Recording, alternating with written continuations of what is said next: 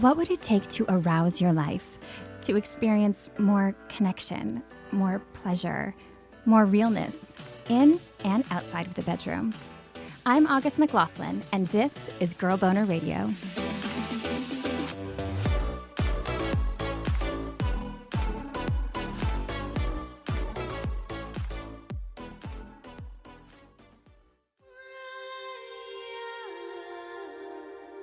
When we think of sex, we always think of sex as orgasm. And we also think of sex as penetration. And it really opened up my definition of what sex can look like and what pleasurable experiences can be that don't involve that at all.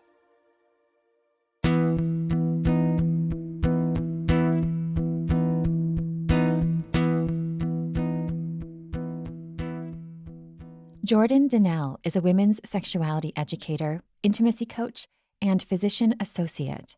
And her orgasm journey that became very spicy and full of lessons started with, well, absence and some misunderstanding.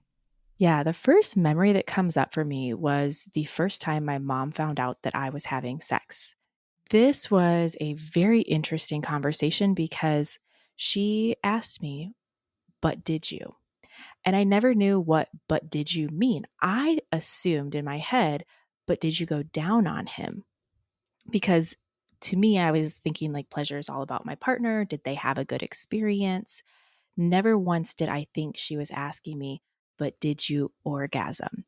And that's what she actually intended to know. Like later on in life, we've had conversations about this, but I never knew about orgasm growing up. And so that never really made sense to me when she asked that.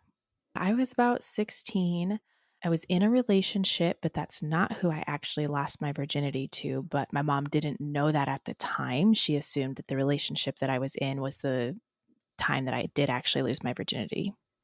Oh my gosh. How did it come up to her? Did you have just a really open stream of conversation with your mom? I don't even remember how it happened. We were standing in the kitchen and she just asked me, "But did you?" And my answer was, "Well, of course I did." Because again, I'm thinking that this is about giving him pleasure, going down on him. Had no idea that there was any other point really to having sexual intercourse. That isn't to say she hadn't experienced sexual pleasure, though. In fact, Jordan had been having orgasms without realizing it. So I remember around 9 years old, I had gone over to a girlfriend's house and she was like, "Hey, you should try this. It feels really good."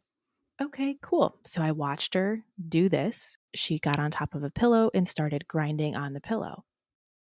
And so then I got on top of a pillow and started grinding on the pillow. And then it felt good. And I'm like, "Oh, wow, this feels really great." So then I would go and share this with other girlfriends, like, "Ooh, you should try this. This feels really good." Never conceptualizing that this feel really good sensation is orgasm. And there was a time later on through school, there was a really good girlfriend of mine. We'd spend the night at each other's house all the time. And eventually we progressed from humping pillows and grinding on pillows to then grinding on each other and humping each other and having really sexually satisfying experiences that were not sexual in the moment and were very platonic. Once she had turned 18, Jordan realized that, yes, orgasms exist, thanks to being exposed to sex toy companies, she said, that were all about education. And that's when I really learned like, oh, what I was doing, how when I would use back massagers or when I would use pillows, that was all orgasm and never really understood that. And never really understood like, oh, you can have that same pleasure with a partner. I still don't think I really understood it until I had my first orgasm with a partner. She was 23 when that happened and seeing someone pretty seriously. This was probably my first relationship. I had been in like casual relationships, high school relationships, which don't necessarily count. College relationships, again, like we're just playing around, having a good time. And so this was my first relationship where there was emotional commitment. There was a lot more involved emotionally from me. And I think that that really compounded the experience. And for a long time in my life, I felt like I could only orgasm when that emotional component was there. I think that's what made the huge difference, was having that connection, and that it wasn't just casual sex. We had probably been together a couple of months, but we ended up being together for about 4 years. And so it was a very serious relationship. I had traveled to see him in Ohio. We did not live in the same city. I had met him actually at a conference. He was a stripper. I picked up the stripper, took him home that night. We started dating. So I had gone to visit him during this time frame. I don't really remember exactly what led up to it other than I was on top. And then all of a sudden I'm like, oh shit, this is the same sensation I feel when I'm using my toys, when I'm playing alone. And then I was like, oh, this is what people are talking about. And that's when it all hit me. She could experience orgasms during sex with a partner. And that changed just about everything. I feel like I have never been the same when it comes to sex, and that sex is so much different and also very goal oriented sometimes. I am focused on getting that orgasm because I know how good that feels for me. Jordan met that goal many times during a particular vacation, which served as proof that a committed relationship wasn't a prerequisite for her orgasms after all. So between that time that relationship ended and I completed PA school and was treating myself to a luxury experience, an international trip with a girlfriend of mine to the Dominican Republic. I had never been there before. We were just going for a week to celebrate all of our accomplishments and to have a really good time. That's awesome. Did you have any expectations? It sounds like it turned into a very sexy vacation. Were you It anticipating even did. having sex on this trip? Did you have No. hopes? Yeah, there was no anticipation or expectation of sex. Like, it was just a girls' trip, an all inclusive resort. We are going to hang out. We're going to celebrate. We're going to connect. She was in med school, so I hadn't seen her in like 4 years either. And we were just meeting up in the Dominican for a really good time together. That really good time heated up quickly. When we were in the Dominican, the local people are working at the resorts. And so we had gone to breakfast or lunch, one of the meals, and we met these guys. And we were like, oh, they're kind of cute. They don't really speak any English, which was kind of fun. Like, we were communicating in my broken Spanish and their broken English, which is a very interesting way to communicate. They are not supposed to hang out or fraternize with their guests. That's part of their laws or whatever. Somehow we ended up with one of their phone numbers and decided to meet up with them outside of the resort and go to a club with them. We go to the club that night and we're just hanging out. We're having a good time. They're taking care of us. So they take us over to this restaurant. We get some empanadas. They were some of the best empanadas I've ever had at like 3, 4 in the morning. They were so warm. They were, delicious. Then we go to walk down this alley to take us back home. And at the end of the alley, it's blocked off. And I grab my best friend and I tell her, I'm like, this is how it ends. Like all horror movies, this is how it ends. Oh, no. And so we turn around and there they are, and nothing happened. And we proceed to go home. So you have all of this like fear and like, ooh, what's going to happen? We don't really know. Like, we're not trying to be sexual with them at this point. We were just going out and hanging out as friends and having a really good time. So we end up making it back to the hotel that night. And then the next day, we decide to get together again. We go back to the club with them. We're having a good time. They take us to get empanadas again. And then this time, they take us to a hotel. And we decided to name this hotel the Ho Ho Hotel. These guys, the money that they are spending on us in this week is probably their entire month's earnings. So they rent the hotel for us. We go upstairs. We have 2 separate bedrooms. And we're just kind of talking, but we can't really talk because we don't know each other's language. So it's all through body language and listening to the other person's body, the few words that we know, and eventually we have sex. I remember just telling him, mas leche, as in like, come for me. Something, something about like the milk. I'm like telling him like mas leche. And we are just having this highly erotic experience when we just can't communicate other than through our bodies. After that, the four of us all continue to hang out. We go home at like 8 o'clock in the morning. And then the next day, they decide to call in sick for work. We rent a car and they take us on this amazing experience. They really wanted to show us some of the beautiful places in the Dominican. We had our own personal tour guides and they took us to this cathedral. Again, we're sitting in the back of the car together, the car that is in her name. We look at each other and we're like, this is how you end up sex trafficked. Oh no. We're like, here we go. Like, again, that little bit of fear. We don't really know what's going to happen. And they take us to the most beautiful cathedral. We have an amazing time. And then they take us to this private beach that only the locals know about. Probably one of the prettiest beaches I have ever been to.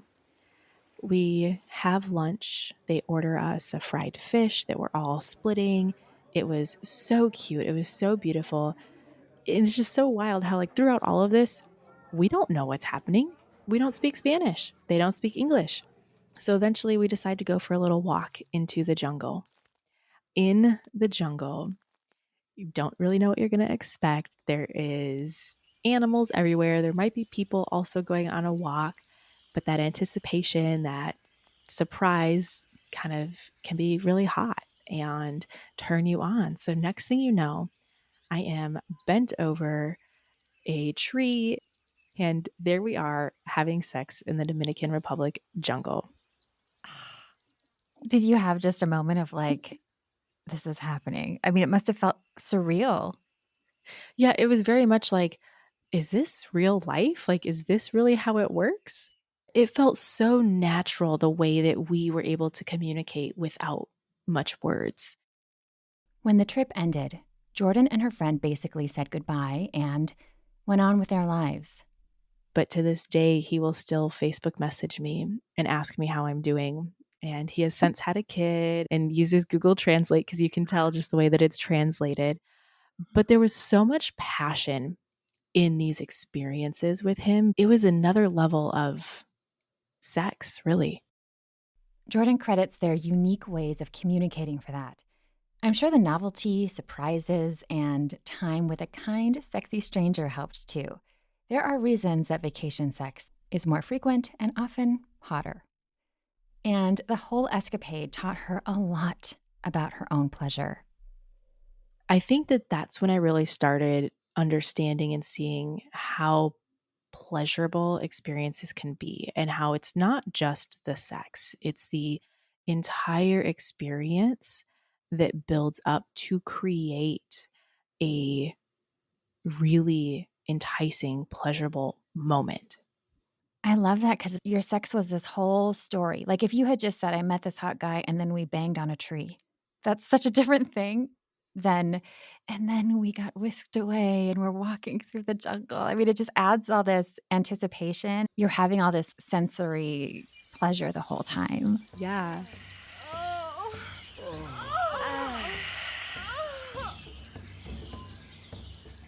Several years later, Jordan experienced a whole series of orgasmic moments in one fell swoop. We're talking 21 climaxes in 24 hours. I had met a guy. I don't know if he just has like the right angle, the right curve, or what it is, but man, he is so patient and just let me just keep doing whatever I need to continue coming. And it became a competition to see like how many times I could come. It started like in the evening and then the morning and then the following evening. We both went to work during the day. So it was just kind of like this 24-hour experience, which, really means that you came 21 times in probably a total of like 8 hours. But Yeah. Were you just like radiating orgasmic glow? yes, that dewy glow, the big smile. How did you feel after the 24 hours? Mm, like I wanted more. That's the beauty of orgasms, isn't it? It's not like you have one, you're like, that's good, I'm done forever. It's like, Yeah. dessert again, please. And some more. And again and again. Yeah. Yeah. Another thing Jordan wanted more of? Guys, all at once. A desire that came into fruition. So I had this fantasy, and there was a play partner that I had who I had expressed it to. He decided to make it come true for me. One day we kind of had this plan, and he's like, meet me at my house. Key is under the mat. Meet me in the room naked and waiting. I'm like, okay, deal. I knew that he had kind of this plan, that there was somebody else involved, didn't know who, didn't know anything about it. And so I show up, and he comes into the room, and he blindfolds me, and he puts me on my knees, and I begin to give him oral sex. And then eventually he has his friend that comes into the room and joins us. And it was so hot to be dominated by two men, where the one that created this scene is dictating and telling the other person what to do. It was the hottest experience. Did anything surprise you about it? It sounds like you had been thinking about this. Yes. I was really surprised. So I typically am somebody who only orgasms on top. But in this particular situation, because all of your control is released, you're just being. And for me, I felt like I was being manhandled in a beautiful way. It allowed me to receive so much more pleasure vaginally than I typically notice. I did not orgasm from vaginal penetration in doggy style. However, I was very close and I could tell. So it just opened up like the world of ways to achieve orgasm for me. Jordan has also learned a lot about pleasure that involves no orgasm at all. That started during another trip, this time to Mexico. I had met this guy online. It was a group of individuals, about 100 people flying out, a group trip. And I had seen him online before. I had been watching him. I'm like, ooh, he's hot. I definitely need to talk to him. So we get out to Mexico, and he shows up. We talk a little bit. It's pretty casual. And then he messages me on Instagram, or I guess it was Facebook at this time. And he says, do you finally have time for me? And I was like, ooh, yes, I do. Yes, please. So I go down to his room. We really had never had a conversation before this, kind of seen each other, said hi, but that was about the extent of it. And I go down into his room, and we start talking, hanging out. Candles are lit. It's a dim mood in there. The lights are off. Soft music is playing. And we're just really learning about each other. It was really hot. Eventually, he's like, I want to give you a massage. And I'm like, okay. This particular day, I was on my period, and some days I want to have period sex, some days I don't. It just kind of depends. So there I am laying on his bed, and he's giving me a massage. I wore a dress so he could massage my full body very easily. There's just so much like passion and pleasure. And then he flips me over, and we're like making out. And it was like that deep, intense, like, ooh, makes you like get chills in your spine type kiss. And then eventually he carries me into the bathroom and sets me on the counter, and we're kissing and we're like touching and we're just feeling on each other, and we get into the shower together. I end up going down on him because I love to give head. That's one of my favorite things.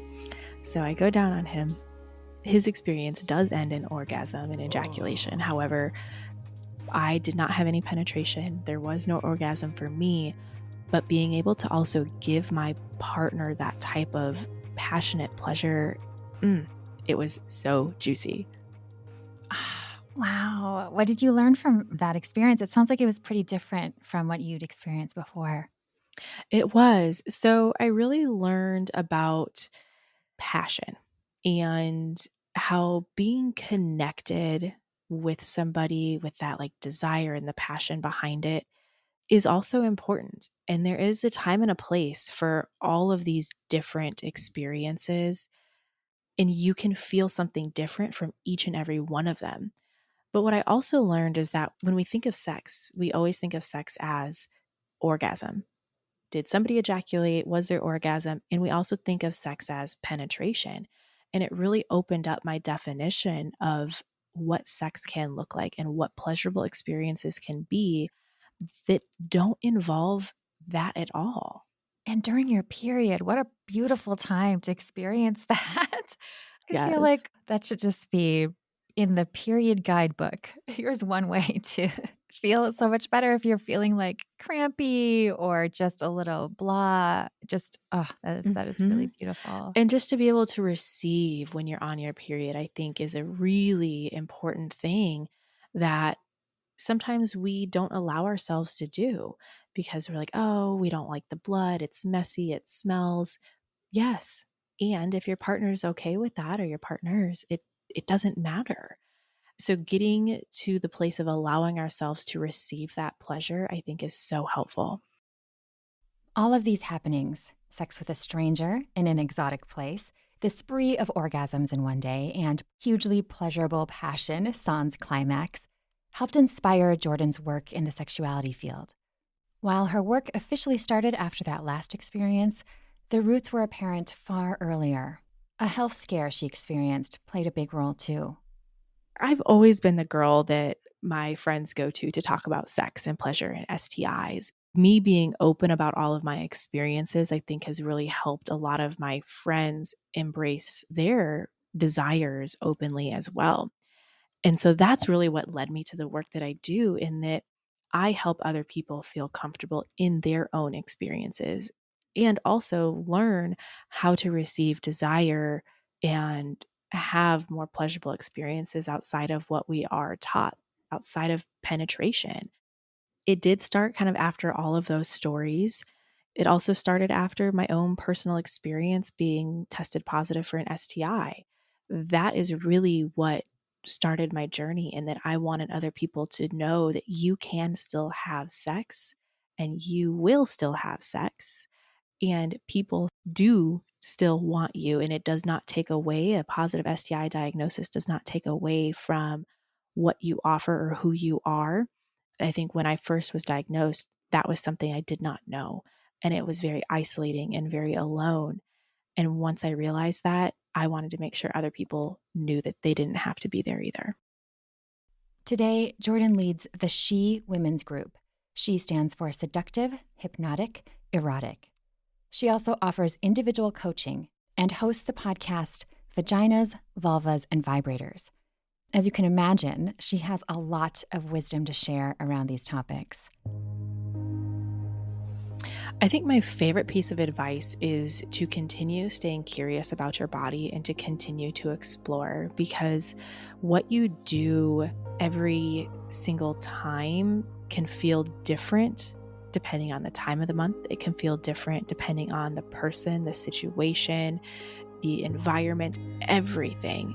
And so continuing to explore your body and see what feels good for you at that time. I just saw a reel on Instagram about this, but people who do like the Morse code setting on their vibrator, the zzz, zzz, zzz, zzz, versus those who do like just the zzz, the regular, continuing to play with different sensations like that. Different locations on your body when you are self-exploring or when you are in some type of partnered experience. It doesn't have to be the same thing every single time, and just stay curious about your body and continue to learn.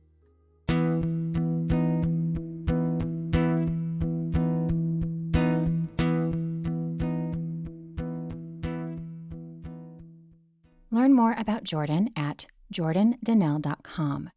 If you're not sure which of her offerings is ideal for you, send her an Instagram DM and she will guide you. As always, thank you so much for listening.